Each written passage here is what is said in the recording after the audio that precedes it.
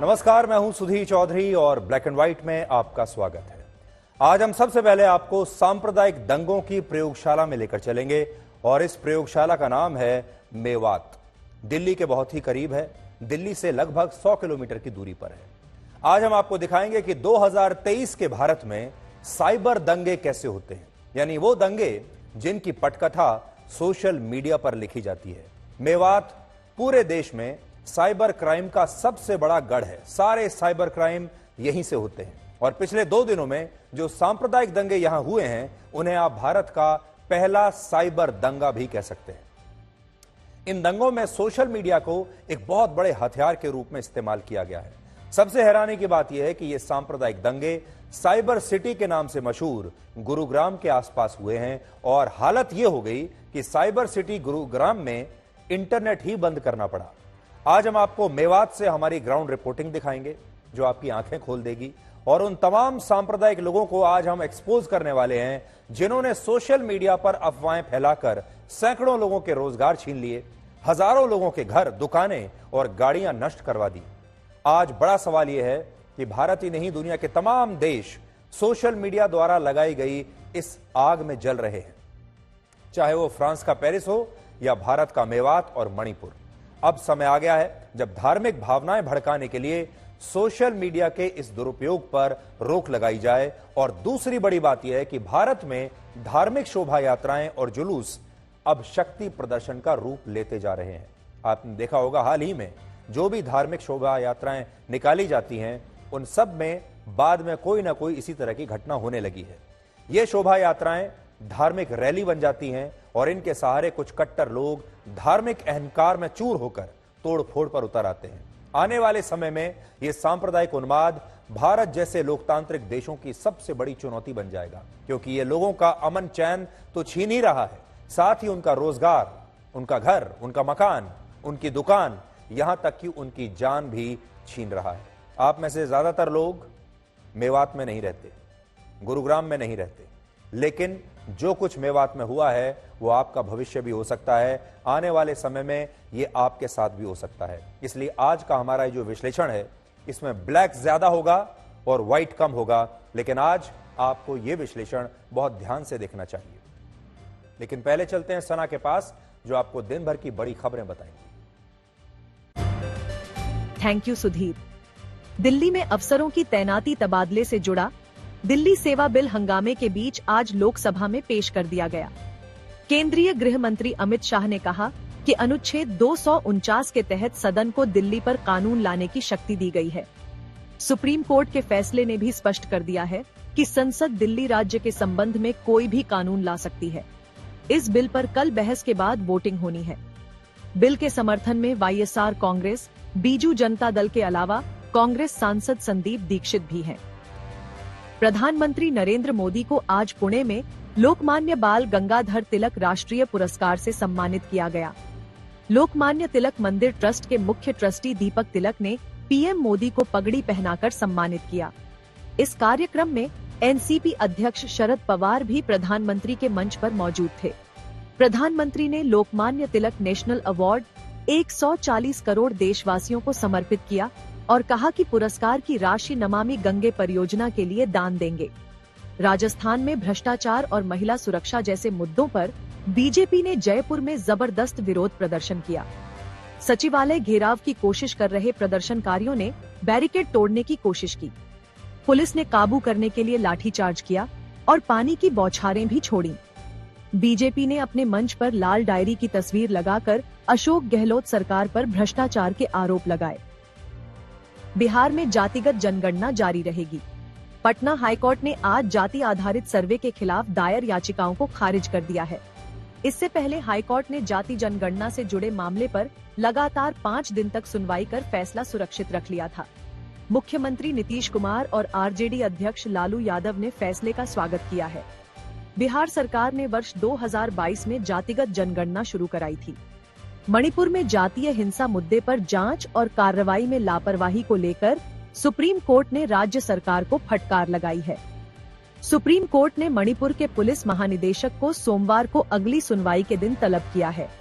सरकार ने अदालत को बताया कि अब तक 6,523 एफआईआर दर्ज हुई हैं, जिनमें 11 मुकदमे महिलाओं और बच्चों संग हिंसा से जुड़े हैं। महाराष्ट्र के ठाणे में नागपुर और मुंबई को जोड़ने वाले समृद्धि एक्सप्रेस हाईवे पर गर्डर लॉन्चर गिरने से 20 लोगों की दर्दनाक मौत हो गई। शाहपुर इलाके में हाईवे पर तीसरे चरण के निर्माण के दौरान 700 टन का गर्डर 35 मीटर की ऊंचाई से गिर गया था। पुलिस ने लापरवाही से मौत के मामले में 2 ठेकेदारों पर मुकदमा दर्ज कर लिया है। दिल्ली विश्वविद्यालय के अंडर ग्रेजुएट कोर्स में दाखिले के लिए हुई सीयूईटी प्रवेश परीक्षा के आधार पर आज पहली सीट अलॉटमेंट लिस्ट जारी कर दी गई है। पहले राउंड में कुल 85,853 उम्मीदवारों को सीट आवंटित की गई है। इसमें सीबीएसई बोर्ड से पास करने वाले 71,578 विद्यार्थी हैं। पहली लिस्ट में शामिल उम्मीदवार 6 अगस्त तक फीस भरकर नामांकन करा सकते हैं। दूसरी लिस्ट 10 अगस्त को जारी होने वाली है। केंद्र सरकार का जीएसटी कलेक्शन जुलाई के महीने में पिछले साल के मुकाबले 11% बढ़कर 1,65,000 करोड़ रुपए के पार पहुंच चुका है। जीएसटी लागू होने के बाद 5वीं बार जीएसटी कलेक्शन 1,60,000 करोड़ रुपए के पार गया है। सरकार ने बताया कि राज्यों में जीएसटी ऑडिट की संख्या बढ़ने से जीएसटी संग्रह तेज हुआ है। आर्थिक बदहाली से जूझ रहे पाकिस्तान के प्रधानमंत्री शाहबाज शरीफ ने भारत से बातचीत की पेशकश की है। इस्लामाबाद में पाकिस्तान मिनरल समिट के दौरान शाहबाज ने कहा कि हम किसी के साथ साजिश नहीं रचते, पड़ोसी के साथ सहयोग और तरक्की करना चाहते हैं। चीन की राजधानी बीजिंग इन दिनों डोकसुरी टाइफून के कारण आई भीषण बाढ़ का प्रकोप झेल रहा है। चीन की मीडिया के मुताबिक बीजिंग में अब तक 11 लोगों की मौत हो चुकी है और 27 लोग लापता हैं। बाढ़ में फंसे 50,000 से अधिक लोगों को बचाया गया है।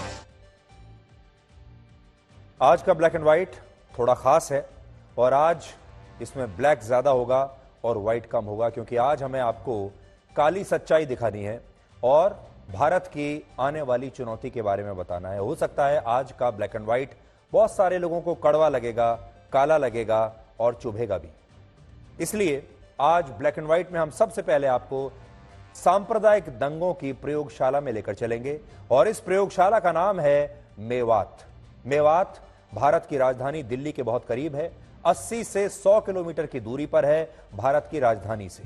भारत की राजधानी जहां पर संसद भवन है, जहां देश के सारे सांसद रहते हैं, जहां सुप्रीम कोर्ट है, जहां से भारत की सरकार चलती है, जहां से सारी नीतियां बनाई जाती हैं, जहां सारे कानून बनते हैं, वहां से 80 किलोमीटर दूर यह जगह है।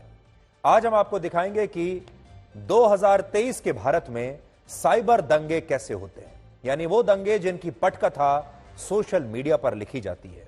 मेवात पूरे देश में साइबर क्राइम का सबसे बड़ा गढ़ है, अपराध का भी बहुत बड़ा गढ़ है और पिछले 2 दिनों में जो सांप्रदायिक दंगे यहां पर हुए हैं उन्हें आप भारत के पहले साइबर दंगे भी कह सकते हैं, क्योंकि इन दंगों में सोशल मीडिया को एक बहुत ही बड़े हथियार के रूप में इस्तेमाल किया गया है। एक बहुत बड़ा धार्मिक हथियार, धर्म के नाम पर जिसमें आग लगाई गई है। लेकिन इस विश्लेषण की शुरुआत हम एक तस्वीर से करना चाहते हैं। कहते हैं कि एक तस्वीर 1000 शब्दों के बराबर होती है। यह तस्वीर आप देखिए, इस तस्वीर में एक पूरी की पूरी कहानी छिपी हुई है। देखिए, बड़ी स्क्रीन पर दिखाते हैं, मैं हट जाता हूं और अब आप ध्यान से इस तस्वीर को देखिए। असल में पुलिस की इस वर्दी की तरह मेवात में कल हजारों लोगों की भीड़ ने एक तरह से कानून व्यवस्था को इसी तरह बीच चौराहे पर लटका दिया था और इसके बाद वहां जो सांप्रदायिक दंगे हुए, उन दंगों ने पूरे हरियाणा को हिलाकर रख दिया और इस हिंसा की लपटें दिल्ली के पास गुरुग्राम में भी देखी गई। लेकिन अगर आप मुझसे कहें कि इस पूरी हिंसा को अगर एक तस्वीर में इसकी व्याख्या करनी हो तो वो तस्वीर ये होगी जो इस समय आपकी स्क्रीन पर है। पुलिस की जो खाकी वर्दी है वो ऐसे एक टूटी हुई गाड़ी में असहाय लटकी हुई रह गई। सबसे ज्यादा हैरानी की बात यह है कि हरियाणा के जिस गुरुग्राम को भारत की साइबर सिटी कहा जाता है, कल रात उसी साइबर सिटी में दंगों की वजह से इंटरनेट सेवाएं बंद करनी पड़ी और हरियाणा के नूंह और गुरुग्राम जिले दंगों की आग में कल रात तक जल रहे थे। आज बहुत सारे लोग ये पूछ रहे हैं कि जो मेवात देश की राजधानी दिल्ली से सिर्फ 80 किलोमीटर दूर है, उस स्थान पर जब इतनी बड़ी हिंसा हुई तो आखिर पुलिस क्या कर रही थी? तो इस हिंसा में पुलिस कहां थी, क्या कर रही थी? और उस स्थिति को आज आप इन दो तस्वीरों से समझ सकते हैं। ये दोनों तस्वीरें आज आपके सामने हैं। इनमें एक तस्वीर उस समय की है जब हिंसक भीड़ गाड़ियों को आग लगा रही थी और दो गुटों में पथराव हो रहा था, लेकिन इस दौरान पुलिस के कुछ जवान इन उपद्रवियों को रोकने की बजाय वहां इस तरह से टहल रहे थे जैसे मॉर्निंग वॉक पर लोग पार्क में घूमने के लिए निकलते हैं। खुद देख लीजिए आप इस तस्वीर को, जरा देखिए अच्छे से।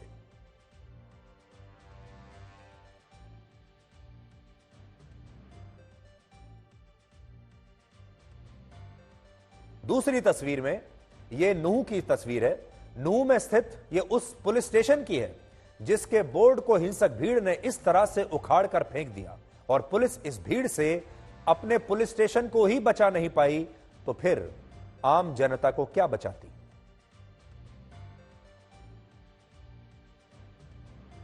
हिंदू संगठनों की जिस शोभा यात्रा में यह सांप्रदायिक हिंसा भड़की, उस यात्रा को पुलिस द्वारा मंजूरी दी गई थी। यानी इसमें कुछ भी ना तो अनैतिक था और ना ही गैर कानूनी था, सब कुछ कानूनी रूप से सही चल रहा था। और इस यात्रा की सुरक्षा में 1000 पुलिसकर्मियों की तैनाती भी की गई थी। लेकिन ये 1000 पुलिसकर्मी इस हिंसा के दौरान पूरी तरह से असहाय और बेबस नजर आए। इनकी लाठियों में दम नहीं निकला। और नूह में साइबर क्राइम के जिस पुलिस स्टेशन पर हिंसक भीड़ ने हमला किया, वहां तो पुलिस खुद अपनी ही सुरक्षा नहीं कर पाई, तो फिर लोगों की सुरक्षा क्या करती? आपको जानकर हैरानी होगी कि हिंसक भीड़ ने एक प्राइवेट बस को हाईजैक किया और इस पुलिस स्टेशन पर उस बस के जरिए हमला किया, जिसमें बस से पहले इस पुलिस स्टेशन की दीवार तोड़ी गई बस के जरिए और इसके बाद पुलिस स्टेशन में खड़ी गाड़ियों को आग लगा दी गई और फिर बाद में वहां मौजूद पुलिसकर्मियों पर जबरदस्त पथराव भी किया गया। तस्वीरें झूठ नहीं बोलती, तस्वीरें आपके सामने हैं। ये सब 31 जुलाई की तस्वीरें हैं हरियाणा के नूह की।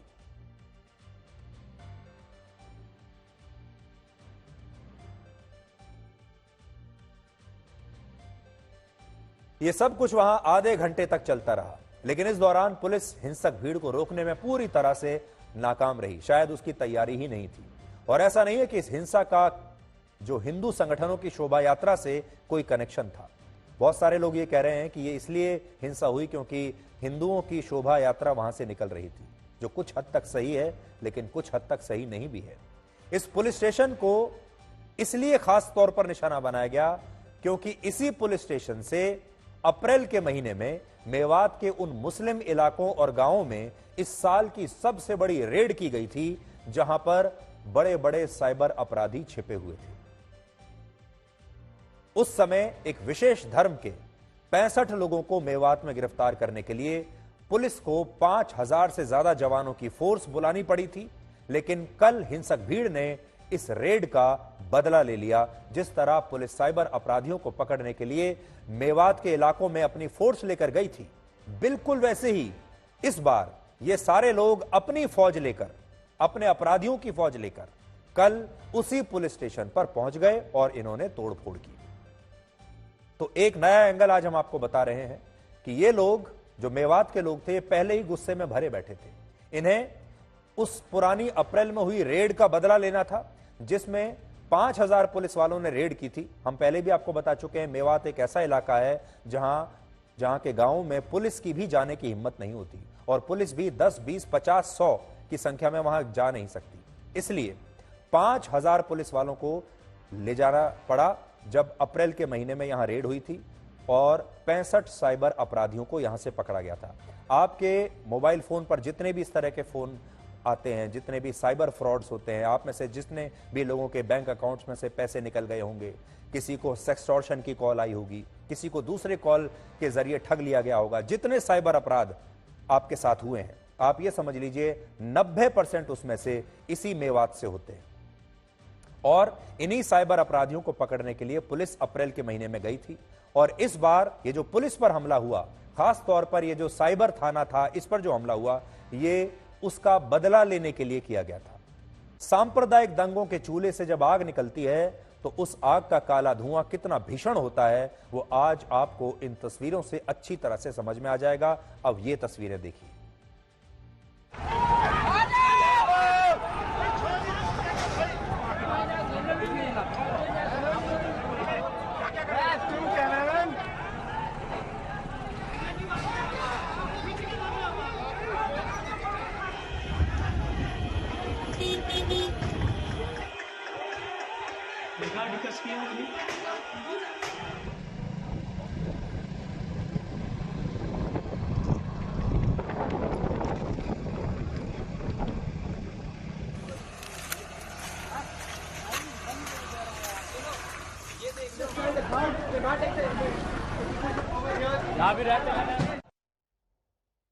आपको अपनी आंखों पर विश्वास नहीं हो रहा होगा।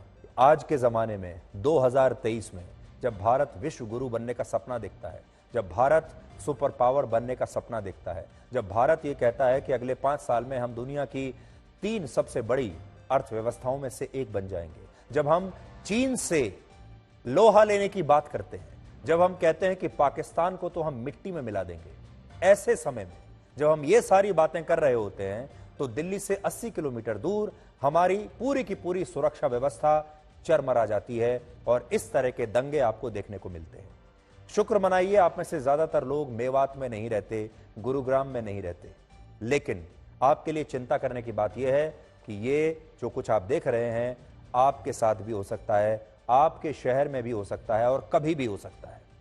आज हमने इस पूरी सांप्रदायिक हिंसा को आपके लिए डिकोड किया है और इसे डिकोड करने के लिए हमने आगजनी और तोड़फोड़ से जुड़े 100 से ज्यादा वीडियोस देखे हैं और सोशल मीडिया पर इस हिंसा के दौरान फैलाई गई अफवाहों और तमाम गलत जानकारियों को आज हमने चिन्हित किया है, इसे समझने की कोशिश की है, इसका पीछे डीएनए क्या है, इन दंगों का डीएनए क्या है, यह समझने की कोशिश की है। इस दौरान हमें यह समझ में आया कि इस हिंसा के दौरान जो कुछ भी हुआ वो एक पूर्व नियोजित साजिश था, यानी प्री प्लान्ड, पहले से इसकी योजना बना ली गई थी, यह अचानक नहीं हुआ था।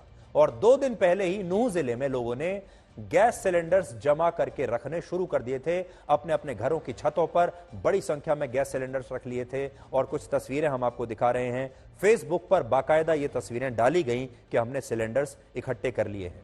और लिखा क्या है देखिए, इसमें लिखा है, मोनू सोनू कल आजा बस बेटा, तू पूरे मेवात तेरे स्वागत में है। और फिर आप देख लीजिए क्या लिखा है और आखिर में लिखा है इंशाअल्लाह। यह फेसबुक का पोस्ट है जिसमें वीडियो भी है और ऊपर संदेश भी है और लिखने वाला है मोहम्मद साबिर खान। आज एक एक करके हम आपको ऐसे तमाम लोगों के नाम बताएंगे, उनके सोशल मीडिया हैंडल बताएंगे और इन तमाम लोगों की गलतफहमी दूर कर देंगे। गलतफहमी ये तमाम लोग सोचते हैं कि हम सोशल मीडिया पर कुछ भी लिखेंगे और हम पकड़े नहीं जाएंगे, हम एक्सपोज नहीं होंगे, इसलिए आज हम पहली बार इन तमाम लोगों को एक्सपोज करेंगे, इनके नाम, इनके सोशल मीडिया हैंडल्स आपके सामने रखेंगे। और अगर सरकार हमारा ये शो देख रही है, अगर सिक्योरिटी एजेंसीज हमारा ये शो देख रही हैं, पुलिस हमारा शो देख रही है, तो उन्हें इस पर एक्शन जरूर लेना चाहिए। इन लोगों के खिलाफ सख्त से सख्त कार्रवाई होनी चाहिए। दूसरी बात, इस हिंसा के दौरान मोनू मानेसर को लेकर एक फेक न्यूज फैलाई गई कि वो भी इस शोभा यात्रा में मौजूद है, जिसके बाद इस शोभा यात्रा में शामिल लोगों पर हमला किया गया और यह हिंसा बड़े पैमाने पर फैल गई।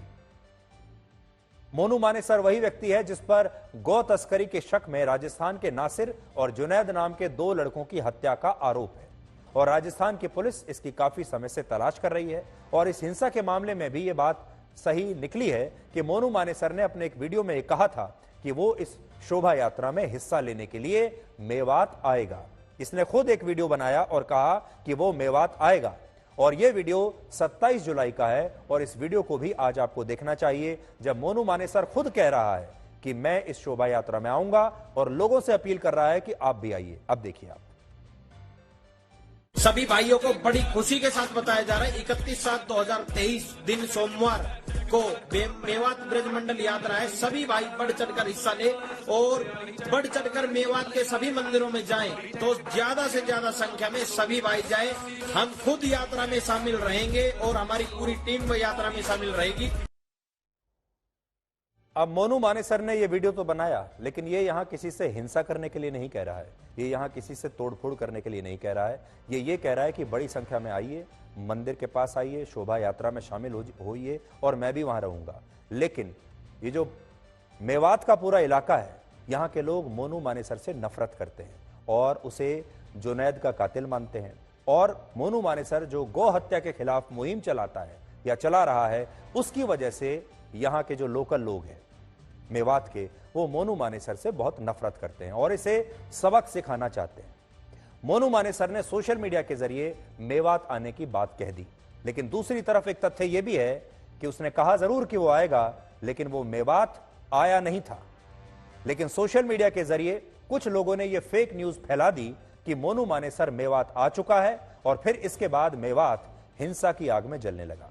यानी ये दंगे सोशल मीडिया के जरिए फैलाए गए, जिसमें सबसे ज्यादा अफवाहें, गलत जानकारियां और भड़काऊ संदेशों को फेसबुक के जरिए प्रसारित किया गया। यहां बिजनेस मॉडल देखिए, जो लोकल लोग हैं जिन्हें इकट्ठा किया गया, हिंसा के लिए उकसाया गया, गलत जानकारी दी गई, धार्मिक रूप से भड़काया गया, यह सारा काम फेसबुक के जरिए हुआ है, क्योंकि ये सब लोग फेसबुक पर हैं। अब जब यह हो चुका है, अब इसे अंतर्राष्ट्रीय समुदाय तक कैसे पहुंचाना है, अब इसे राजनीतिक रंग कैसे देना है, अब इसका राजनीतिक इस्तेमाल कैसे करना है और इसे वायरल कैसे करना है, वो काम ट्विटर के जरिए हो रहा है। और ट्विटर पर जो बड़े बड़े ज्ञानी लोग हैं, जो अलग अलग पार्टियों के कार्यकर्ता हैं, अब वो अपना आगे का काम कर रहे हैं। अब देखिए, जैसे हिंसा से एक दिन पहले अजहर इसाब नाम के एक फेसबुक यूजर ने फेसबुक पर लिखा कि मेरा सभी मेवात वासियों से निवेदन है कि वो 31 जुलाई को मेवात में गाड़ी यानी डंपर अपने लिए नहीं, मेवात की इज्जत के लिए चलाएं। देखिए, ये फेसबुक से मैंने निकाला है पोस्ट। असल में मेवात में डंपर बहुत बड़ी संख्या में चलते हैं। डंपर एक प्रकार का ट्रक होता है जिसकी बॉडी पीछे हो जाती है और वो माइनिंग, जो ऐसे जगह होती हैं जहां पर खान और खुदाई का काम होता है, वहां पर डंपर इस्तेमाल होते हैं। बड़ी संख्या में लोग वहां डंपर चलाते हैं और इसीलिए उसने कहा है कि 31 जुलाई को मेवात में डंपर अपने लिए नहीं, मेवात की इज्जत के लिए चलाएं। इसका मतलब है कि इस डंपर से दूसरे लोगों को कुचल दें। एक दूसरी पोस्ट में मोहम्मद साबिर खान नाम का एक और व्यक्ति लिखता है कि मोनू सोनू कल आजा बस, पूरा मेवात तुम्हारे स्वागत में है इंशाअल्लाह। यही यूजर एक और पोस्ट में लिखता है कि कितने आएंगे, ज्यादा से ज्यादा 100, उनसे ज्यादा तैयार रहो और किसी से कुछ मत कहो।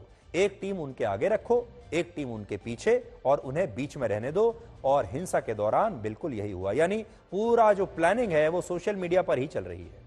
रईस खान नाम के एक और व्यक्ति ने फेसबुक पर लिखा कि कुछ देर में नूह में इंशाअल्लाह। देखिए आप, इसी तरह एक फेसबुक लाइव के कमेंट बॉक्स में लोग ये लिख रहे हैं कि वो इस समय नूह में मौजूद हैं और इन कमेंट्स को पढ़कर ऐसा लगता है कि फेसबुक के जरिए हिंसा वाले स्थानों पर भीड़ को इकट्ठा किया गया। और यहां बात सिर्फ इन सोशल मीडिया यूजर्स की नहीं है। आप नूह के फिरोजपुर झिरका से कांग्रेस पार्टी के विधायक मामंद खान की यह फेसबुक पोस्ट देखिए, जिसमें वो ये बता रहे हैं कि वो इस लड़ाई में इन लोगों के साथ है। ये विधायक का पोस्ट है जो आपके सामने मैं लगा रहा हूं। तो और किसी की बात तो आप क्या करेंगे। आज मैं कुछ पोस्ट आपके लिए लेकर आया हूं। मैंने आपको डंपर वाला पोस्ट दिखा दिया, मैंने आपको बताया एक और पोस्ट है, कितने आए, ज्यादा से ज्यादा, उनसे ज्यादा लोग तैयार रहो, यह सोशल मीडिया पर लिखा जा रहा है। कुछ देर में नूह में इंशाअल्लाह, यह लिखा गया। और जब फेसबुक लाइव चल रहा है तो उसके नीचे देखिए लोग लिख रहे हैं। असजद खान लिख रहे हैं मैं आ गया हूं।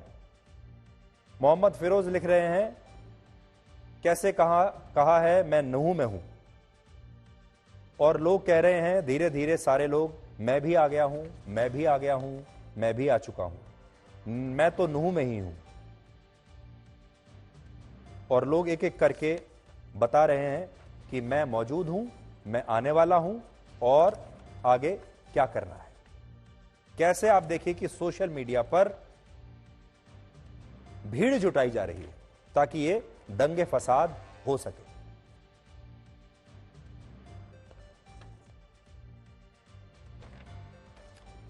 इन तमाम बातों से यह पता चलता है कि ये दंगे सोशल मीडिया के जरिए फैलाए गए और इस दौरान राज्य की पुलिस और खुफिया विभाग को इस बात की जानकारी ही नहीं थी कि इस हिंसा के लिए इतनी बड़ी मात्रा में गैस सिलेंडर्स इकट्ठे कर लिए गए हैं, पत्थर इकट्ठे कर लिए गए हैं, दंगे कराने की दूसरी सामग्री इकट्ठा की जा रही है। और यह राज्य की पुलिस और राज्य के खुफिया विभाग की एक बहुत बड़ी नाकामी है। सोचिए कि एक इलाके में इतने बड़े स्तर पर यह सब चीजें इकट्ठा की जा रही हैं और पुलिस कोई कार्रवाई नहीं कर रही, ना उन्हें रोक रही है और ना ही इंटेलिजेंस के लोग इस पर कुछ कर रहे हैं। इसके अलावा इस मामले में सोशल मीडिया पर दोनों पक्षों के बीच पिछले कई दिनों से भड़काऊ बयानबाजी की जा रही थी, लेकिन पुलिस और जिला प्रशासन ने, इंटेलिजेंस ने इसका कोई संज्ञान नहीं लिया। और यहां बात सिर्फ सोशल मीडिया की नहीं है, इन दंगों के पीछे राजनीतिक कारण भी हो सकते हैं, क्योंकि नूह और उसके आसपास के इलाकों में जो हिंदू आबादी रहती है वो भी दो समुदायों में बटी हुई है। एक है जाट समुदाय और दूसरा है गुर्जर समुदाय, और ये दोनों ही समुदाय इस क्षेत्र में काफी बटे हुए हैं। इनका वोट बैंक भी बटा हुआ है। लेकिन इन सांप्रदायिक दंगों ने राजनीतिक रूप से अभी जाट और गुर्जर समुदाय को एकजुट कर दिया है। इसलिए हो सकता है कि इस हिंसा की जड़ें राजनीति की मिट्टी में भी मिली हुई आपको दिखाई दें, यह भी संभव है। हालांकि इस हिंसा में जो बात सबसे ज्यादा चिंता करने वाली है वो ये कि अब पूरी दुनिया में सोशल मीडिया को दंगे भड़काने के लिए इस्तेमाल किया जा रहा है। जो बड़ी पिक्चर है, जिसको हम अंग्रेजी में बिग पिक्चर कहते हैं, वो क्या है? वो ये है कि सोशल मीडिया आया तो इसलिए था ताकि हम अपने दोस्तों से, अपने रिश्तेदारों से, अपने परिवार के लोगों से और जो लोग हमें पसंद करते हैं उनके साथ जुड़े रहें। हम उन्हें बताते रहें कि हमारे जीवन में क्या चल रहा है। हम अपनी फोटो पोस्ट करते रहें, वो लाइक करते रहें। उनका जीवन में क्या चल रहा है वो हमें पता चले, हमारे जीवन में क्या चल रहा है हम उनको बताते रहें। यानी दोस्तों को कनेक्ट करने के लिए सोशल मीडिया बनाया गया था। उसके बाद लोगों ने यहां पर अपनी राय भी रखनी शुरू कर दी, वो भी वहां तक भी ठीक है, फ्रीडम ऑफ एक्सप्रेशन है। लेकिन अब ये सारे सोशल मीडिया प्लेटफॉर्म्स दंगे कराने के लिए, लोगों को भड़काने के लिए इस्तेमाल हो रहे हैं और दुनिया के बहुत सारे देश सोशल मीडिया की इसी आग में जल रहे हैं। आपने देख लिया होगा, फ्रांस में भी दंगे होते हैं, यूरोप में भी दंगे हो रहे हैं, अलग अलग जगहों पर ये दंगे हो रहे हैं और भारत में भी, चाहे मणिपुर हो और चाहे मेवात हो। अब इंटरनेट और सोशल मीडिया भारत के लिए नहीं, दुनिया के लिए सबसे बड़ी चुनौती बन गया है। और ये बात हम क्यों कह रहे हैं, आप कुछ और बातों से आज समझिए। मेवात में जिस फेक न्यूज की वजह से सांप्रदायिक हिंसा फैली, उस फेक न्यूज के स्क्रिप्ट राइटर वो लोग हैं जो माफिया अतीक अहमद की हत्या पर आंसू बहा रहे थे और जो सोशल मीडिया पर खुद को कंटेंट क्रिएटर और सोशल मीडिया इन्फ्लुएंसर कहते हैं। अब देखिए, एक व्यक्ति का नाम आपको बताता हूं। इसका नाम है नासिर जाखो पुरिया, इसका नाम है। इस नाम से इसका सोशल मीडिया हैंडल है फेसबुक पर। और इस यूजर ने कल मेवात में हिंसा से पहले एक वीडियो शेयर करते हुए यह फेक न्यूज फैलाई थी कि मोनू मानेसर मेवात के लिए रवाना हो चुका है, जबकि मोनू मानेसर का यह वीडियो पिछले साल अक्टूबर का था। यानी पुराने वीडियो को उसने पोस्ट किया और कहा कि मोनू मानेसर मेवात के लिए रवाना हो चुका है। नासिर जाखो पुरिया इस व्यक्ति का नाम है जिसने यह फेक न्यूज फैलाई। फेसबुक पर इस आदमी नासिर के 22,000 फॉलोअर्स हैं और इंस्टाग्राम पर इसके 70,000 फॉलोअर्स हैं। और यह व्यक्ति खुद को मेव नाम की एक आर्मी का सोशल मीडिया प्रभारी बताता है। यह उसका आई कार्ड है जिसमें यह लिखता है मेव आर्मी। मेव का मतलब उन मेव मुसलमानों से है जो मेवात क्षेत्र में रहते हैं और ऐसा माना जाता है कि इन मुसलमानों के वंशज पहले के जमाने में राजपूत हुआ करते थे। यानी पहले जो राजपूत थे, बाद में उन्होंने अपना धर्म परिवर्तन किया और वो मेव बन गए, यानी मुसलमान बन गए। ये व्यक्ति मेवात के इन्हीं मेव मुसलमानों के समुदाय से आता है और खुद को इस समुदाय की एक आर्मी का सोशल मीडिया प्रभारी बताता है। यहां खास बात यह है कि हमारे देश में सिर्फ यही नहीं, ऐसे बहुत सारे लोग हैं जिन्होंने अपने व्हाट्सएप ग्रुप्स बनाए हुए हैं, अपने सोशल मीडिया हैंडल्स बनाए हुए हैं और उन व्हाट्सएप ग्रुप्स में या सोशल मीडिया पर या फेसबुक पर हजारों लोग उन्हें फॉलो करते हैं और वो वहां कुछ भी फेक न्यूज फैला देते हैं, कुछ भी पुराना वीडियो नया करके डाल देते हैं और इस तरह से गलत जानकारियां फैलाते हैं और खास तौर पर धर्म के नाम पर लोगों को भड़काते हैं, चाहे वो किसी भी धर्म के हो। कुछ समय पहले जब माफिया अतीक अहमद, आपको याद होगा उत्तर प्रदेश में अतीक अहमद की हत्या कर दी गई थी, जो माफिया था। अतीक अहमद जब एक हमले में मारा गया था, तब मेवात के इसी नासिर नाम के आदमी ने अपनी एक फेसबुक पोस्ट के जरिए अतीक अहमद के लिए भी आंसू बहाए थे। वो भी मैं आपको थोड़ा पढ़कर बता देता हूं। ये अपने आप को मेयो आर्मी का सोशल मीडिया इंचार्ज बताता है, और ये जो आप तस्वीर देख रहे हैं यहां, ये अतीक अहमद के लिए इसी आदमी ने लिखी थी। 5 बार एमएलए, 1 बार सांसद, कोई गुंडा कैसे बन सकता है, वो भी उस जगह से जहां हिंदू मुस्लिम वोट बराबर हो। अतीक गरीब मजलूमों की मदद करता था और वो इनके हक और सच बोलने वाला था। उनकी यूट्यूब की वीडियो रैलियों में लाखों की भीड़ आती थी। क्या ऐसी भीड़ किसी गुंडे की रैली में आ सकती है? तो और फिर उसने पूरा आगे बहुत आपत्तिजनक बातें लिखी हैं मुख्यमंत्री योगी आदित्यनाथ के बारे में, और अतीक अहमद को अपना हीरो बताया है। अब ये कौन लोग हैं, ये किस विचारधारा के हैं जो अतीक अहमद पर आंसू बहाते हैं, जो अतीक अहमद को अपना हीरो मानते हैं सिर्फ उसके धर्म की वजह से, उसके संप्रदाय की वजह से, और फिर ये लोग न जाने किस बात पर भारत से नाराज रहते हैं, न जाने किस बात पर सरकारों से नाराज रहते हैं। ये पुलिस को अपनी पुलिस नहीं मानते, सरकार को अपनी सरकार नहीं मानते, चुनावों को अपना चुनाव नहीं मानते, देश को अपना देश नहीं मानते, देश के कानून को अपना कानून नहीं मानते, इस देश के संविधान को अपना संविधान नहीं मानते, इस देश के त्योहारों को अपना त्योहार नहीं मानते, इस देश की सफलता को अपनी सफलता नहीं मानते, इस देश की असफलता में खुश होते हैं। जब हमारा चांद का मिशन फेल हो जाता है तो ये तालियां बजाते हैं, जब हम पाकिस्तान से हार जाते हैं मैच तब ये तालियां बजाते हैं, और जब अतीक अहमद जैसे माफिया मारे जाते हैं तो ये आंसू बहाते हैं। ये उस विचारधारा के लोग हैं। मोहम्मद साबिर खान ने भी सोशल मीडिया के जरिए लोगों को दंगे के लिए उकसाया, और ये वो व्यक्ति है जो खुद को फेसबुक पर एक डिजिटल क्रिएटर बताता है। तो डिजिटल क्रिएटर नाम से न जाने कितने हजारों लाखों लोग आजकल सोशल मीडिया पर हैं, अपने आप को या तो डिजिटल क्रिएटर बताते हैं, अपने आप को यूट्यूबर बताते हैं, अपने आप को छोटा मोटा पत्रकार बताते हैं, और फिर फेक न्यूज फैलाते रहते हैं। हकीकत में यह भी नफरत का एक कंटेंट क्रिएटर है, जिसने कल फेक न्यूज फैलाकर हिंसा भड़काई, और अब भी कुछ लोग ऐसा ही कर रहे हैं।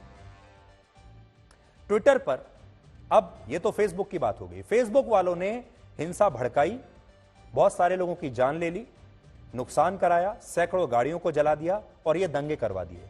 फेसबुक वाले लोगों का काम यहीं तक समाप्त हो गया। इसके बाद जब सब कुछ हो चुका, अब अगला खेल शुरू होता है ट्विटर पर, क्योंकि ट्विटर पर बड़ी बड़ी राजनीतिक पार्टियों के समर्थक, उनकी जो डिजिटल आर्मी है, और उनके कार्यकर्ता हैं। अब ट्विटर पर पुनीत कुमार सिंह नाम का एक यूजर है। देखिए, आज मैं नाम लेकर बता रहा हूं इसलिए ताकि लोगों को पता चले। ट्विटर पर पुनीत कुमार सिंह नाम का एक यूजर है, जिसने आज एक वेबसाइट की रिपोर्ट, एक मीडिया संस्थान की रिपोर्ट ट्वीट करते हुए लिखा कि नूहू में, गुरुग्राम में हिंदू विकास गर्ग की दुकान को एक मुसलमान की दुकान समझकर भगवा गुंडों ने तहस नहस कर दिया। और यह ट्वीट बाद में वायरल हो गया, और बाकी ट्विटर हैंडल से भी दूसरे यूजर्स ने यही जानकारी देते हुए इस रिपोर्ट को शेयर किया। आज उसकी कॉपी भी मैं अपने साथ लेकर आया हूं। देखिए ये क्या लिखता है, अब फिर से आपको बताता हूं। इसका एक कॉपी मैं लेकर आया हूं। ये लिख रहा है, नूहू में एक हिंदू जिसका नाम है विकास गर्ग, उसकी दुकान को मुसलमान की दुकान समझकर भगवा गुंडों ने तहस नहस कर दिया। और नीचे एक बहुत बड़े न्यूज चैनल के एक रिपोर्ट को इसने टैग किया हुआ है, उस रिपोर्ट को इसने शेयर किया है। और ये जो इसने लिखा है ये बिल्कुल झूठ है, और झूठ है इसीलिए बाद में इसने इसे डिलीट कर दिया। लेकिन आज हमने इसका एक स्क्रीनशॉट ले लिया है, इसलिए डिलीट करके भी ये बच नहीं पाएगा। जिस मीडिया रिपोर्ट को इसने अपने साथ अटैच किया है, उस मीडिया रिपोर्ट में ऐसा कुछ कहा ही नहीं गया है।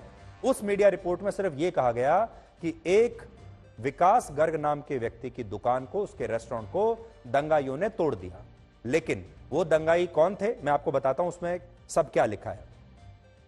इसने लिखा कि जो तोड़फोड़ की गई है वो सही है, लेकिन तोड़फोड़ करने वाले हिंदू थे, इसमें कहीं भी इस व्यक्ति ने ऐसा नहीं कहा है।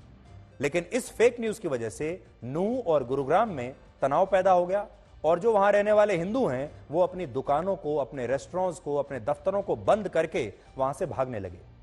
एक अफवाह फैल गई कि लोग आ रहे हैं और वो हिंदुओं की दुकानों को भी तोड़ रहे हैं, यानी हिंदू समुदाय के लोग, भगवा गुंडे जिनको ये बता रहा है, वो हिंदुओं की दुकानों को तोड़ रहे हैं, जिसके बाद से हिंदू वहां से भागने लगे। और इसके बाद गुरुग्राम पुलिस ने एक प्रेस रिलीज जारी करके ये बाकायदा स्पष्ट किया कि पुलिस ने ऐसे मामलों में संज्ञान लिया है और इन सभी लोगों के खिलाफ गलत जानकारी फैलाने के लिए कार्रवाई की जाएगी। और गुरुग्राम में ऐसी कोई बात नहीं है, गुरुग्राम में पूरी तरह से शांति है, गुरुग्राम में कोई दंगा नहीं हुआ है और इस तरह की जो घटनाएं हुई हैं ये कहकर जानबूझकर वहां पर तनाव फैलाया जा रहा है। तो इस मॉडल को समझिए कि एक रिपोर्ट आती है जिसमें एक दुकानदार के बारे में रिपोर्ट है, एक दुकान के बारे में रिपोर्ट है, वहां तोड़फोड़ हुई है, लेकिन उसे फेक न्यूज में कैसे तब्दील किया जाता है यह बता दिया जाता है कि इस पर भगवा गुंडों ने हमला किया है। बड़ी बात यह है कि जो पुनीत कुमार सिंह नाम का ये यूजर है, ये अपने ट्विटर हैंडल से अक्सर कांग्रेस पार्टी और राहुल गांधी का प्रचार करता रहता है और इसका आखिरी ट्वीट भी राहुल गांधी के समर्थन में किया गया है। अब आप यहां यह समझ सकते हैं कि अगर ये बार बार कांग्रेस पार्टी का ट्वीट रीट्वीट कर रहा है, बार बार कांग्रेस का प्रचार कर रहा है, राहुल गांधी का प्रचार कर रहा है, तो इसका मकसद क्या होगा? इसका मतलब यह है कि दूसरी पार्टियों के जो कार्यकर्ता हैं वो अब पूरी तरह से सक्रिय हो चुके हैं। और यहां आप देखिए उसके बाद और बहुत सारे ऐसे ट्विटर हैंडल्स हैं, मैं बड़ी स्क्रीन पर आपको दिखाता हूं, और बहुत सारे ट्विटर हैंडल्स हैं देखिए जिन्होंने इसी ट्वीट को आगे ट्वीट करना शुरू कर दिया। अपनी स्क्रीन पर आप देखिए,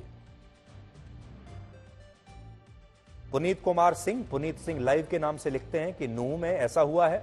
उसके बाद एक और ट्विटर हैंडल है जिसका नाम है विद कांग्रेस, वो लिखता है हरियाणा नूह में हिंदू विकासगर की दुकान को मुसलमान की दुकान समझकर तहस नहस किया। देखिए शेर जो लिखा हुआ है वो भी सेम है, भाषा जो लिखी गई है वो भी सेम है।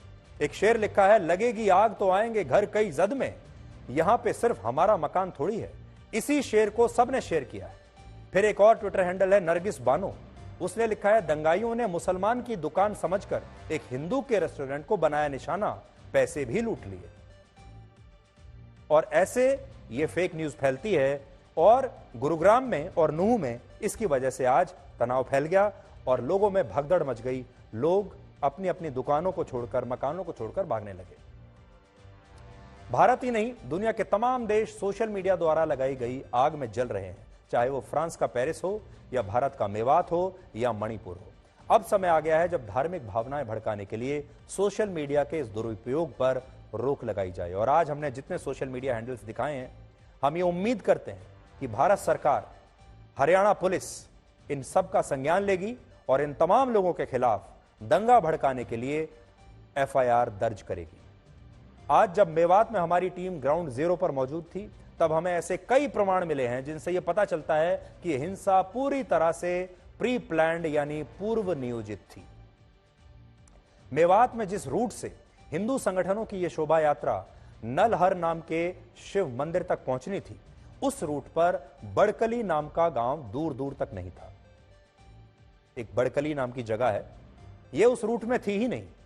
लेकिन इसके बावजूद जब इस शिव मंदिर के पास 50 से ज्यादा गाड़ियों को आग लगाई गई, तो इसके बाद नूह जिले का बड़कली गांव भी जलने लगा और यहां भी हिंसा भड़क गई। बड़ी बात जो है वो ये है कि इस गांव की, जो बड़कली गांव है, बड़कली जो जगह है, इस जगह की हिंसा वाली घटना से, हिंसा वाली जगह से दूरी जो है वो 20 किलोमीटर है। ये 20 किलोमीटर और आगे था। इस जगह पर ना तो शोभा यात्रा आई, ना यहां पर और कोई हिंदू संगठन का व्यक्ति या उसका जुलूस पहुंचा, और जो शोभा यात्रा निकाली गई उस रूट में ये गांव और ये इलाका भी नहीं था। लेकिन इसके बावजूद जैसे ही ये शोभा यात्रा नूह पहुंची और नूह में हिंसा हुई, उसके बाद 20 किलोमीटर आगे इस गांव में भी हिंसा होने लगी। इसलिए आज बड़ा सवाल यह है कि हिंसा की आग इस गांव और इस इलाके तक कैसे पहुंची, जबकि शोभा यात्रा तो यहां आई ही नहीं थी।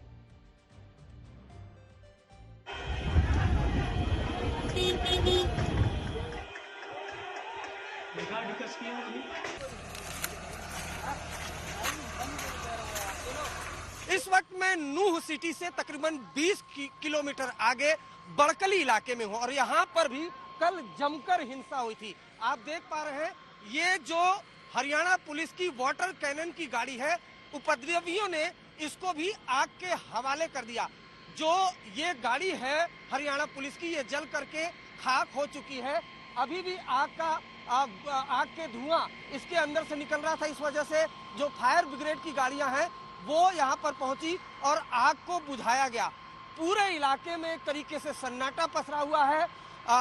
फायर डिपार्टमेंट के आपको जवान दिख जाएंगे, जबकि जो पैरामिलिट्री फोर्सेस के जवान हैं वो जगह जगह तैनात कर दिए गए हैं। अगर यहाँ पर देखें तो रैपिड एक्शन फोर्स के जवान हमारे दूसरी तरफ तैनात किए गए हैं।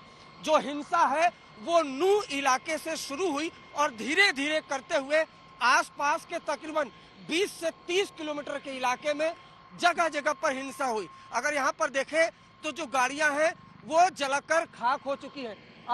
बगल में जो पुलिस चौकी है, पुलिस चौकी में भी तोड़फोड़ हुई थी भैया, पुलिस चौकी में भी तोड़फोड़ हुई थी। हाँ, तोड़फोड़ हुई थी। तोड़फोड़ हुई थी। ये पुलिस चौकी है। कौन सी चौकी है? ये है सामने पीछे। अच्छा, आपको दिखाना चाहेंगे। ये देखिए, पहले तो आप ये देखिए कि किस तरीके से जो हरियाणा पुलिस की वाटर कैनन काफी बड़ी गाड़ी होती है, इसमें तोड़फोड़ हुई। उसके अलावा हैरानी की बात है कि ये बड़ा चौराहा माना जाता है बड़कली। ये पुलिस चौकी है। पुलिस चौकी में जो जवान थे वो भाग खड़े हुए और इस चौकी में भी जमकर तोड़फोड़ की गई है। यहाँ पर ये देखिए, अगर आप देखेंगे तो जो चौकी के अंदर जो उपद्रवी थे वो घुसे हैं और इसके अंदर जो काफी सामान रखा हुआ था उसमें तोड़फोड़ की गई है। तो कुल मिलाकर अगर बात की जाए तो इस इलाके में भी जमकर आगजनी हुई है, तोड़फोड़ हुई है। हिंसा के निशान आपको यहाँ पर साफ साफ दिखाई देंगे। दरअसल जी, कल यहाँ पर जो नूह में हिंसा हुई थी उसके बाद बड़कली चौक पर पुलिस वाले कम थे और हिंसा करने वाले ज्यादा थे। पहले यहाँ तो जो 7-8 पुलिस वाले थे उनको भगा भगा कर मारा गया है। ये जी अपने यहाँ पर एक प्लांट जलाया है जो मस्टर्ड ऑयल का प्लांट था। ये कम से कम बहुत बड़ा प्लांट था जहाँ पर 50 से 60 लोगों की मजदूरी चलती थी। यहाँ पर बहुत आगजनी की गई है। यहाँ पर किसकी है? ये गाड़ी यही प्लांट वालों की है जो माल ट्रांसपोर्ट में जो गाड़ी चलती है। जो ये मस्टर्ड ऑयल है इसकी ये कंपनी है। 50 से 60 लोगों की रोजी रोटी इससे चलती है और इसको भी आग के हवाले कर दिया गया। पुलिस जगह जगह जिन लोगों से बात हुई उन सबका कहना है कि पुलिस बहुत कम थी, हिंसा करने वाले बहुत ज्यादा थे। इस वजह से उनका मन बढ़ा और एक एक करके आपने गाड़ी की तस्वीरें देखी और ये मस्टर्ड ऑयल की कंपनी है जिससे तकरीबन 50-60 लोग ऐसे मजदूर हैं जिनकी रोजी रोटी चलती है। उस मस्टर्ड ऑयल को आग के हवाले कर दिया गया है। कैमरामैन जगन्नाथ के साथ अरविंद ओझा, बड़कली, मेवात, आज तक। तो यहाँ आप देखेंगे कि जानबूझकर चुन चुनकर जो हिंदुओं की दुकानें थी, हिंदुओं की फैक्ट्रियां थी, हिंदुओं के जो मकान हैं, दुकान है, उन्हें जलाया गया। हिंदुओं की जो गाड़ियां हैं उन्हें आग लगाई गई चुन चुनकर। इस हिंसा में अब तक कुल 5 लोग मारे गए हैं, जिनमें 2 होमगार्ड के जवान हैं और 3 आम नागरिक हैं। होमगार्ड के जिन 2 जवानों की मौत हुई है उन्हें हिंसक भीड़ ने पत्थर मार मार कर मार डाला, जबकि आम नागरिकों में मरने वाले एक व्यक्ति का नाम शक्ति है जो 35 साल का था और इस व्यक्ति का शव उसकी दुकान में ही मिला है। और दूसरे मृतक की जो पहचान है वो अभिषेक के रूप में हुई है और अभिषेक 24 साल का था और विश्व हिंदू परिषद का सदस्य था, लेकिन इसकी भी बहुत ही बेरहमी के साथ हत्या कर दी गई। मारे गए इन लोगों में एक व्यक्ति गुरुग्राम की उस मस्जिद का इमाम भी है जिसमें कल रात 12:30 बजे कुछ लोगों ने तोड़फोड़ करने के बाद आग लगा दी। अब देखिए उसका नतीजा क्या होता है। गुरुग्राम की एक मस्जिद में लोग घुस जाते हैं दंगाई, मंदिर पर हमला होता है, फिर मस्जिद पर होता है और मस्जिद में उस इमाम को बाहर निकाला जाता है और उसकी हत्या कर दी जाती है। उसकी तस्वीर भी। मरने वाले सब इंसान हैं, मरने वाले सभी इसी देश के नागरिक हैं, मरने वाले सभी वो हैं जो इस देश के लिए वोट देते हैं। इसके अलावा इस हिंसा में 100 से ज्यादा गाड़ियों को आग लगाई गई है और सोहना में हिंसा के बाद कई दुकानों में लूटपाट की गई। इस समय भी जब हम आपको यह खबर दिखा रहे हैं तब नूह, पलवल, पटौदी, सोहना और मानेसर में इंटरनेट सेवाएं बंद हैं, जबकि नूह, रेवाड़ी, पलवल, फरीदाबाद, गुरुग्राम और सोनीपत में धारा 144 लगा दी गई है और 4 जिलों में स्कूल और बाकी के शिक्षण संस्थान बंद कर दिए गए हैं। नूह जिले में बोर्ड की 10वीं और 12वीं कक्षा की परीक्षा को स्थगित कर दिया गया है। अब सोचिए, उन छात्रों की क्या गलती है, उन स्कूली बच्चों की क्या गलती है, जिन लोगों को अपने इम्तिहान देने हैं उनकी क्या गलती है, जिन्हें अपने रोजी रोटी पर जाना, कमाने के लिए जाना है, उनकी क्या गलती है। और ये सारे लोग अब अपने अपने घरों पर बैठे हैं और इम्तिहान तो छोड़िए, रोजी रोटी काम धंधा छोड़िए, अभी बड़ी जो चुनौती है वो ये है कि अपनी जान कैसे बचाएं। बाहर निकले तो शायद मार दिए जाएंगे। ये सांप्रदायिक दंगे साइबर सिटी के नाम से मशहूर गुरुग्राम के आसपास हुए हैं, जहां लोगों की प्रति व्यक्ति सालाना आय 8 लाख रुपए है। आज गुरुग्राम के बारे में मैं थोड़ा बोलना चाहता हूं। गुरुग्राम हरियाणा और भारत का एक 5 स्टार शहर है। 5 स्टार, चकाचौंध से भरा हुआ है। भारत इस शहर को पूरी दुनिया में साइबर सिटी कहकर शोकेस करता है। भारत पूरी दुनिया को यह बताता है कि यहां बड़ी बड़ी मल्टीनेशनल कंपनीज के हेडक्वार्टर्स है, दफ्तर है और बड़े बड़े सीईओज यहां पर रहते हैं। अगर आप ये तस्वीरें देखेंगे तो आपको ऐसा लगेगा जैसे आप हांगकांग या सिंगापुर में आ गए हैं।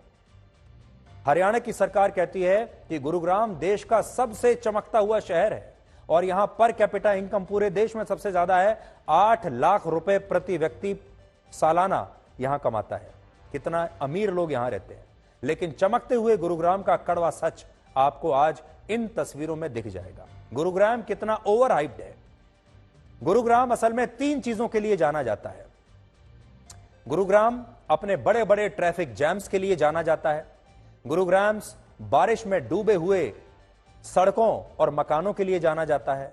और अब गुरुग्राम सांप्रदायिक दंगों के लिए भी जाना जाता है। यह गुरुग्राम की 3 सबसे बड़ी खासियत आज आपके सामने हम लेकर आए हैं और हरियाणा सरकार को आज इन तस्वीरों को देखकर शर्म आनी चाहिए कि जिस शहर को वो साइबर सिटी के नाम से प्रोजेक्ट करते हैं, जिसे कहते हैं कि यह भारत का हांगकांग या सिंगापुर है, जहां हम कहते हैं जिसे दिखाकर कि बड़े बड़े दुनिया की बड़ी बड़ी कंपनियां भारत में इन्वेस्टमेंट लेकर आएंगी, यहां अपने दफ्तर बनाएंगी, इसे आईटी हब बनाएंगी, वहां पर ट्रैफिक की क्या हालत है ये आप देख लीजिए। जब बारिश आती है तो वहां कैसे सड़कें और मकान पानी में डूब जाते हैं वो देख लीजिए। और अब यहां सांप्रदायिक हिंसा भी होती है। और इस गुरुग्राम के बारे में आपको बता दें, इस गुरुग्राम में बड़े बड़े लोग रहते हैं। यहां पर बड़ी बड़ी कंपनियों के, मल्टीनेशनल कंपनीज के सीईओज रहते हैं। बड़े बड़े उद्योगपति यहां पर रहते हैं। बड़े बड़े लोग जो समाज में बहुत ऊंचा स्थान रखते हैं वो यहां रहते हैं। और गुरुग्राम में कुछ अपार्टमेंट्स तो ऐसी हैं जहां एक एक फ्लैट 15 करोड़ रुपए का है, 20 करोड़ रुपए का है। और आपको बदले में क्या मिलता है? ये मिलता है जो भी हमने आपको बताया। अगर ट्रैफिक की बात करेंगे तो आप ट्रैफिक में ही फंसे रह जाएंगे। वहां से निकलेंगे तो बारिश होते ही पानी में डूब जाएंगे। वहां से भी जिंदा बच गए तो आप सांप्रदायिक हिंसा में मारे जाएंगे। इस हिंसा के बीच आज एक बड़ा सवाल भारत में धार्मिक शोभा यात्राओं और जुलूस को लेकर भी है, जो अब भक्ति प्रदर्शन का नहीं बल्कि शक्ति प्रदर्शन का रूप लेती जा रही है।